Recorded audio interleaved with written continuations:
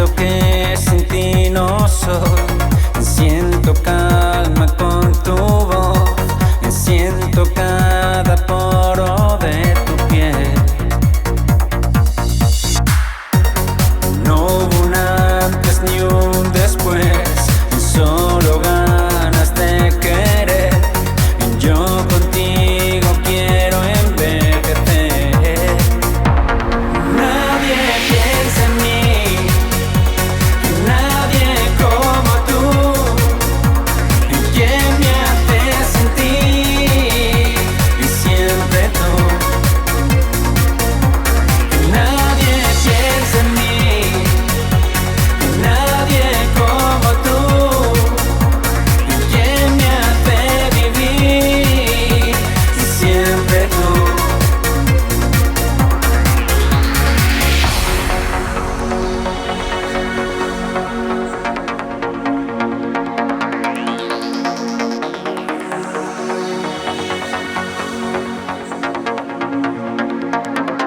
Nadie piensa en mí, nadie como tú. ¿Quién me hace sentir? Y siempre tú. Nadie piensa en mí, nadie como tú. ¿Quién me hace sentir? Y siempre tú.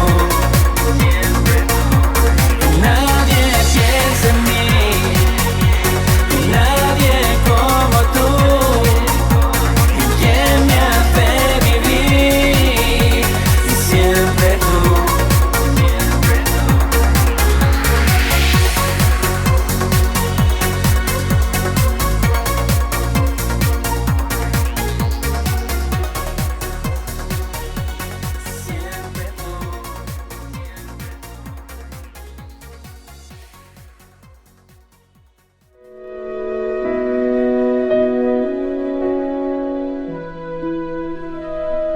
I was 19 or 20 years old, maybe 21. My best friend got killed in a car accident, and so I started thinking a lot about what was important in life. At the same time, the Intifada started, and I started seeing pictures in the newspaper of guys my age who were going into battle. This whole Israel idea, something I hadn't really thought that much about before, and I started feeling like it was really important to me that I was connected to my people. I came to Israel with the idea of joining the army. I knew I wanted to go into a special unit, Special Forces of the Paratroopers, that focuses on the Gaza area. Gaza is a very, very dangerous place to operate. Has a lot of people who are very, very violent and would want nothing more than to see a lot of dead Jews. We all knew that we're going into a place that the enemy wants us to come into. We knew that they had booby traps set for us. We knew that they were waiting for us with anti-tank rockets. Gaza is not a place you want to go.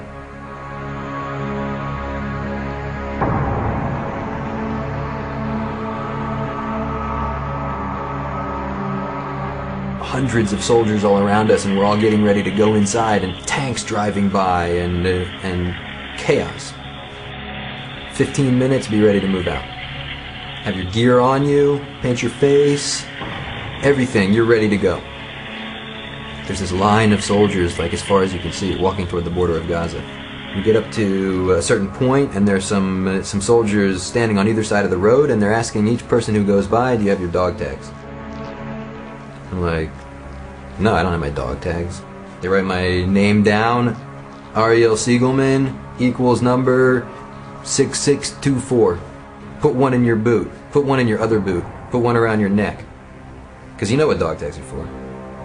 I gotta have one in one boot, one in the other boot, and one around my neck, because if they find pieces of my body somewhere and they don't know whose body it is, so now hopefully they'll be able to tell, oh, that's number 6624. Then we get to a point right at the fence where they stop us and stand us in a big semicircle, in a chet. Many, many men deep. Huge semicircle, because hundreds of soldiers, all of us with our faces painted, we're all standing there with all of our equipment on, all of our gear. Everybody's brain is buzzing, like trying to figure out what the heck's going on. So they hand us this little card, this laminated card. It says, Tefillah lifnei yetziat lekrav. The prayer for going out to battle. And there's this rabbi standing there in front of all of us, and he yells at the top of his lungs. And he says the psukim, right, like the statements in the Torah, that the Kohen Gadol, the high priest, says to the nation before the nation goes off to battle. He says, you are the army of Israel, and you're going to war, but you will not be afraid, because God is going out to war with you. God is going to fight your battle for you. I think I speak for the other guys who were there. All that buzzing, all that like confusion that was going on, it was just like focus. We went into Gaza, and God went into Gaza with us.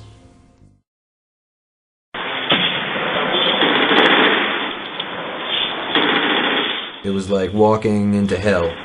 The world is full of explosions. The world is full of smoke. I mean, it was war. Here we are, beautiful morning, beautiful downtown Gaza.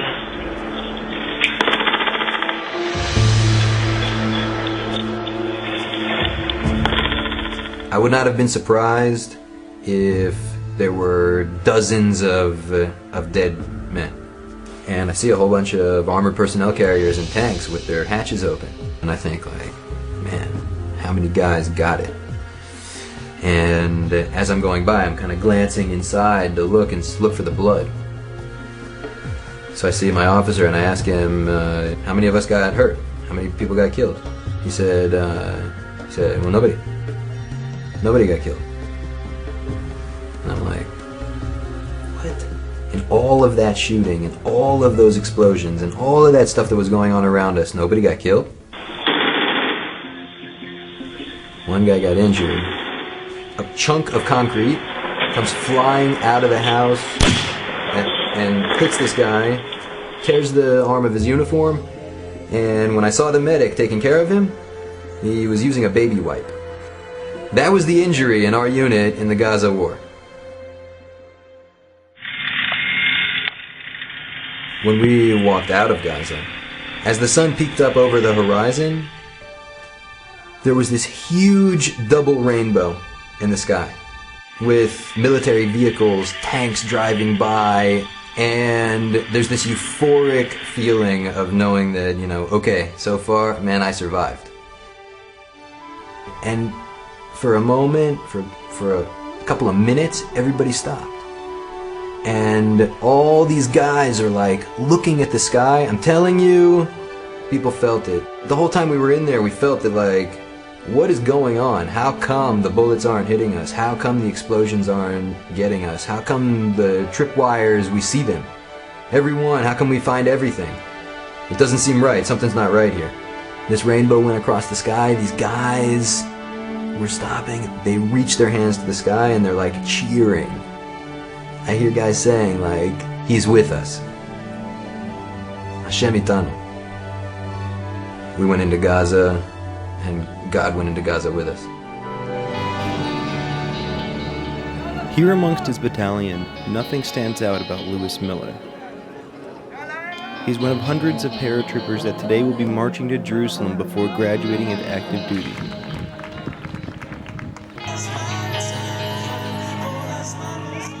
But a closer look reveals that his story is one of the many stories that formed together to make the IDF such a rich and diverse military. Because Lewis Miller wasn't required to serve in the IDF, rather, he chose to, and he came all the way from Alabama to be here.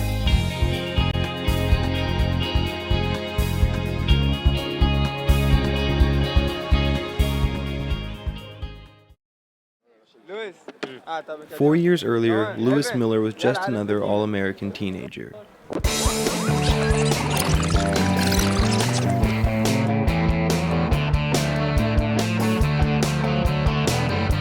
Having been raised in Alabama before attending college at Indiana University, his life seemed to follow the same trajectory as the millions of other college students in America. But that all changed after he experienced a life-altering trip to Israel through the Birthright program, which provides free trips to young Jewish adults who have never visited Israel. Like so many others, Lewis was touched on a deeply personal level by Israel's story of struggle against all odds for an independent Jewish state. And that's when he decided to move to Israel and joined the IDF. Now, years later, Lewis is a soldier in the IDF, and after months of intensive training, he is about to embark on a 55-kilometer march as part of his final test as a paratrooper. The march begins at sundown when the soldiers set off.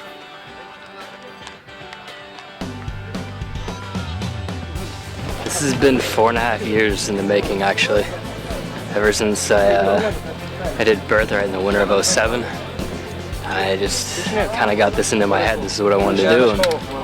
And it took a long time to get here. It took a little while, but I'm here. And, like, this is a huge milestone. Along the route, there are 4 rest stops that serve to rejuvenate the soldiers and allow them something to eat before moving on.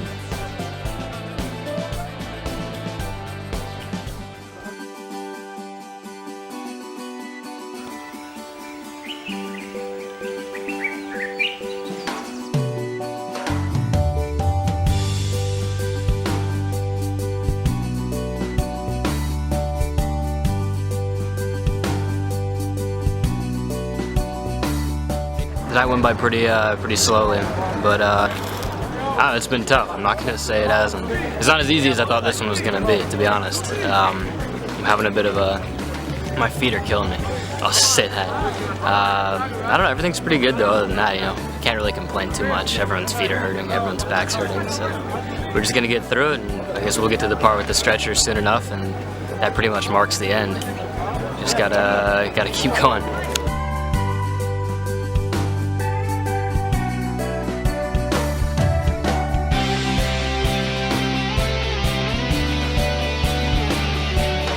As the soldiers rear the hills of Jerusalem and enter the city streets, they experience an emotional moment as parents gather to see their children become men. In the final few kilometers, parents seek out their children and are allowed a brief moment to embrace before finally carrying on to the finish line.